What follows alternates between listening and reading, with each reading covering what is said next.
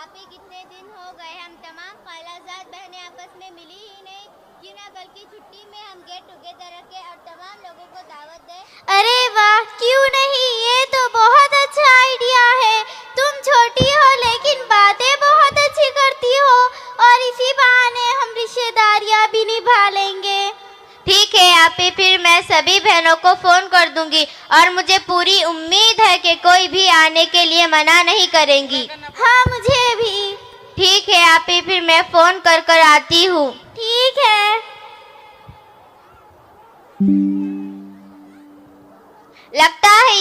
लगता है ये लोग आ गए। अस्सलामु अलैकुम। वालेकुम अस्सलाम। खैरियत? अल्हम्दुलिल्लाह, बैठिए। सना कहाँ है, नजर नहीं आ रही। आप बैठिए, आपी अंदर है, मैं आपी को बुलाती हूँ और साथ में पानी भी लेकर आती हूँ। हाँ, जल्दी लेकर आओ, मुझे तो बहुत प्यास लगी है। हाँ अभी लाई।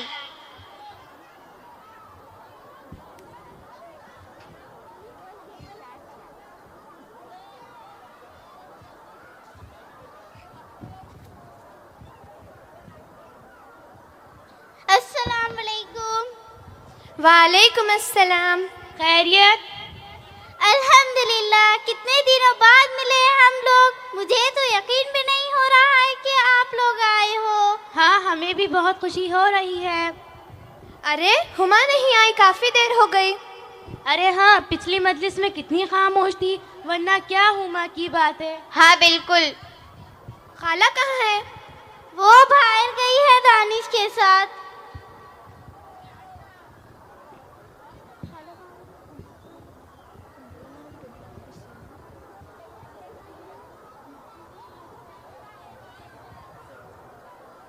अस्सलाम वालेकुम। अस्सलाम वालेकुम। वालेकुम अस्सलाम। अरे इतनी देर क्यों कर दी?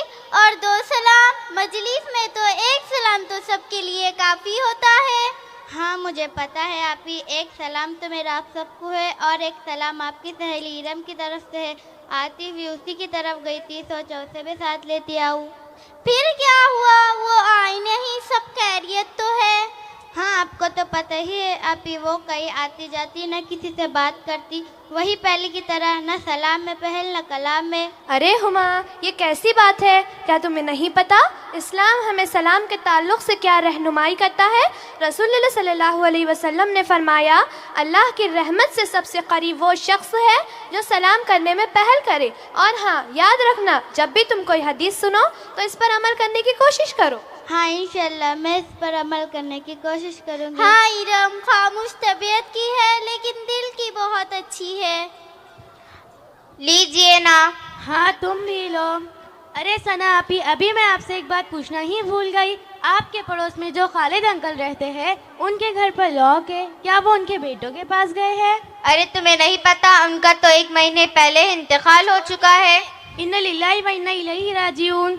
अरे हाँ, उनके बेटे तो बाहर रहते थे ना? हाँ बेचारे, बड़े बीमार रहते थे और कोई औलाद भी इनकी खिदमत नहीं करती थी, यही छोड़ गए थे उन्हें। लोग आज इस्लामी तालीम से कितनी दूर हो चुके हैं, जबकि वालिदैन की खिदमत करने का कितना बड़ा अजर व सवाब है। तो आप सल्लल्लाहु अलैहि वसल्लम ने फरमाया, उसकी नाक का आलूद हो, ये बात 3 मरतबा फरमाई। फिर लोगों ने आप सल्लल्लाहु अलैहि वसल्लम से पूछा, ए अल्लाह के रसूल सल्लल्लाहु अलैहि वसल्लम, कौन जलील हो? तो आप सल्लल्लाहु अलैहि वसल्लम ने फरमाया, वो शख्स जिसने अपने वालिदैन को बुढ़ापे की हालत में पाया हो, उन दोनों में से किसी एक या फिर इन दोनों को इनकी खिदमत करके जन्नत में दाखिल ना हुआ हो। हाय अफसोस, हमारी हालत जार पर हमने तो वालिदैन की ऐसी कदर ही नहीं की जैसे कि उनका हक था। लुब्रा आपी, सीमा घर में सब कैसे हैं? अल्हम्दुलिल्लाह, सब खैरियत से है। और वो मेरी कजिन अरीशा है ना, वो तुम्हें बहुत याद करती है। हाँ, मैं भी आऊंगी इंशाअल्लाह। और हुमा, तुम्हारे घर में सब कैसा चल रहा है? अल्हम्दुलिल्लाह सब खैरियत से है। और तुम्हारे रिश्तेदार वगैरह? हाँ सब ठीक है, लेकिन हमारे कुछ रिश्तेदार ऐसे हैं जो हमारी खैरियत नहीं लेते, तो मैं सोच चुकी हूँ कि मैं उनसे तरक ताल्लुक कर दूंगी। अरे ये तो गलत बात है, तुम्हें इस हदीस का इल्म भी है? एक आदमी ने हुजूर अकरम सल्लल्लाहु अलैहि वसल्लम से कहा, ए अल्लाह के रसूल सल्लल्लाहु अलैहि वसल्लम, मेरे कुछ رشتے دار ہیں جن کے میں حقوق ادا کرتا ہوں اور وہ میرے حقوق ادا نہیں کرتے. میں ان کے ساتھ حسن سلوک کرتا ہوں اور وہ میرے ساتھ بد سلوکی کرتے ہیں. میں ان کے ساتھ حلم و بردباری سے پیش آتا ہوں اور وہ میرے ساتھ جہالت برتتے ہیں. تو حضور اکرم صلی اللہ علیہ وسلم نے فرمایا اگر تو ایسا ہی ہے جیسا کہتا ہے تو گویا ان کے چہروں پر سیاہی پھیل رہا ہے اور اللہ تعالیٰ ان کے مقابلے تیرا ہمیشہ مددگار رہے گا جب تک تو اسی حالت پر قائم رہے گا. ہاں میں ان سے سلام کلام تک کر لوں گی لیکن میں ان کی کبھی مدد نہیں کروں گی. ارے ہما تم نہیں چاہتی کہ تمہیں دگنا اجر ملے؟ دگنا اجر وہ کیسے؟ آپ صلی اللہ علیہ وسلم نے فرمایا غریبوں کو دیا جانے والا صدقہ صرف صدقہ ہے لیکن رشتے داروں کو دیا جائے تو اس میں دو چیزیں ہیں، ایک تو صدقہ کرنا اور دوسرا رشتے داری نبھانے کا ثواب. اسی طرح ہمیں رشتے داروں کو صدقہ کرنا، ان کی مدد کرنا دگنا اجر کا موجب ہے. ہاں اچھا ہوا آپ نے مجھے بتا دیا ورنہ میں کیا کر گزرتی.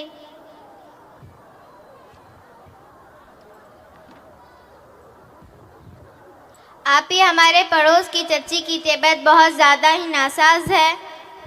تمہیں کیسے پتا؟ ابھی میں کچن کی طرف گئی تھی تو بہت آوازیں آ رہی تھی، اسی لیے میں نے فون کر پتہ کر لیا اور میں سوچ رہی تھی کہ کیوں نہ ہم سب مل کر انہیں ملنے جائیں. کیوں نہیں، ہم ضرور جائیں گے. آپ لوگ جائیں، میں تو انہیں پہچانتی بھی نہیں. ارے ہما کتنی بار کہا ہے دین کی تعلیم حاصل کیا کرو، اس میں جان پہچان کی کیا بات ہے، اس کا تو بڑا اجر و ثواب ہے. رسول اللہ صلی اللہ علیہ وسلم نے فرمایا جس نے کسی مریض کی عیادت کی یا کسی دینی بھائی کی ملاقات کی تو اس کا ایک منادی کرنے والا اس کو ندا دیتا ہے تو اچھا ہو گیا، تیرا چلنا اچھا ہو گیا اور تو نے اپنی جگہ جنت میں بنا لی ہے. اور ایک حدیث میں آتا ہے آپ صلی اللہ علیہ وسلم نے فرمایا جو شخص مریضوں کی عادت کرتا ہے وہ اللہ کی رحمت میں رہتا ہے اور جو شخص مریض کے پاس بیٹھ جاتا ہے وہ اللہ کی رحمت میں ڈوب جاتا ہے. اس لیے ہم بھی چاہیں گے کہ مریضوں کی عیادت کریں. اسی لیے ہمیں پڑوسیوں کے حقوق ادا کرنے چاہیے. ایک روایت میں آتا ہے کہ جبرائیل علیہ السلام آپ صلی اللہ علیہ وسلم کو پڑوسیوں کے حقوق کے تعلق سے اتنی تاکید کرتے تھے کہ کہیں آپ صلی اللہ علیہ وسلم یہ گمان کرنے لگے کہ کہیں پڑوسیوں کو وراثت میں حصہ دینا پڑے گا. اسی لیے ہمیں پڑوسیوں کے حقوق ادا کرنے چاہیے. مجھے پڑوسیوں کے حسن سلوک کے تعلق سے ایک حدیث یاد آئی کہ ایک آدمی آپ صلی اللہ علیہ وسلم کے پاس آیا اور کہا ایک عورت ہے جو اللہ کی بہت عبادت کرتی ہے لیکن وہ اپنے پڑوسیوں سے جھگڑتی ہے. تو آپ صلی اللہ علیہ وسلم نے فرمایا وہ جہنم میں جائیں گی. اس شخص نے پھر کہا ایک عورت اور ہے جو اللہ کی کم عبادت کرتی ہے لیکن وہ اپنے پڑوسیوں سے کبھی نہیں جھگڑتی. تو آپ صلی اللہ علیہ وسلم نے فرمایا وہ جنت میں جائے گی. اسی طرح ہمیں پڑوسیوں کے ساتھ حسن سلوک کرنا چاہیے. الحمدللہ آج ہم نے کتنی اچھی باتیں سیکھی، پھر کبھی ملیں گے تو ایسی ہی باتیں سیکھیں گے انشاءاللہ. ارے ہاں لوگ تو جب مجلس میں بیٹھتے ہیں تو اپنا زیادہ تر وقت غیبتوں میں ضائع کرتے ہیں. اللہ کے فضل سے ہم نے اپنا وقت کتنی اچھی باتوں میں مصروف کیا ہے. الحمدللہ. چلو اب ہم سب مل کر مجلس کے کفارے کی دعا پڑھ لیتے ہیں. مجلس کے کفارے کی دعا وہ کیوں؟ ارے یہ تو ہمارے نبی کریم صلی اللہ علیہ وسلم کا طریقہ تھا کہ جب بھی وہ کسی مجلس سے اٹھتے تو یہ دعا پڑھ لیا کرتے تھے، تو اسی طرح یہ ہمارے گناہوں کی معافی کا ذریعہ بن جاتا ہے. چلیے آپ سب بھی ہمارے ساتھ مجلس کے کفارے کی دعا پڑھ لیجئے.